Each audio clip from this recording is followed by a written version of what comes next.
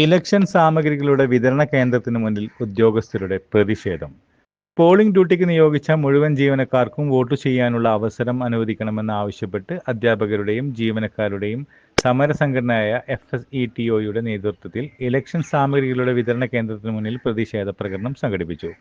പ്രതിഷേധത്തിന് NGO union നേതാക്കളായ PK Subhash, KP Arunlal, T Jamaluddin, M Rajeev, KK Kuttikrishnan, PK Lilly, Amjad KP, OKGOA നേതാവ് ശ്രീജേഷ് എന്നിവർ നേതൃത്വം നൽകി. പോസ്റ്റൽ ബാലറ്റ് അടിച്ചിറങ്ങിയത് തന്നെ 2-ാം തീയതിയാണ്.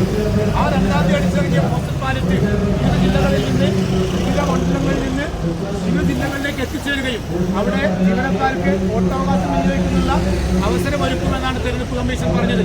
തെരഞ്ഞെടുപ്പ് കമ്മീഷനെയും ജില്ലാ ഭരണാധികാരികളെയും ജീവനക്കാരുടെയും അധ്യാപകരുടെയും പ്രതിനിധികളെ നിരന്തരം കാണുകയും ഈ ആവശ്യം ഉന്നയിക്കുകയും ചെയ്തപ്പോഴൊക്കെ ജീവനക്കാരുടെ വോട്ടവകാശം ഉറപ്പാക്കുമെന്ന് നൽകിയ ഉറപ്പിവിടെ പാലിക്കപ്പെട്ടിട്ടില്ല.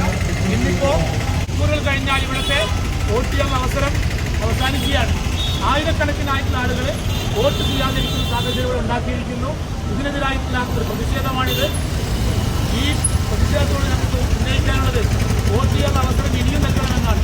വോട്ടവകാശം 8-ാം തീയതി അവസാനിച്ചാലും മറ്റൊരു അവസരം കൂടി അനുവദിച്ചുകൊണ്ട് വോട്ട് ചെയ്യാനുള്ള അവസരം തെരഞ്ഞെടുപ്പ് കമ്മീഷന്റെ ഭാഗത്ത് തീരുമാനമുണ്ടാകണമെന്നാണ് ഈ പ്രതിഷേധ പ്രകടനത്തിന് നിർദ്ദേശം. ഈ പ്രതിഷേധ പ്രകടനത്തിൽ പങ്കെടുത്ത മുഴുവൻ ആളുകളെ അഭിവാദ്യം ചെയ്തുകൊണ്ട് അവസാനിപ്പിക്കുന്നു.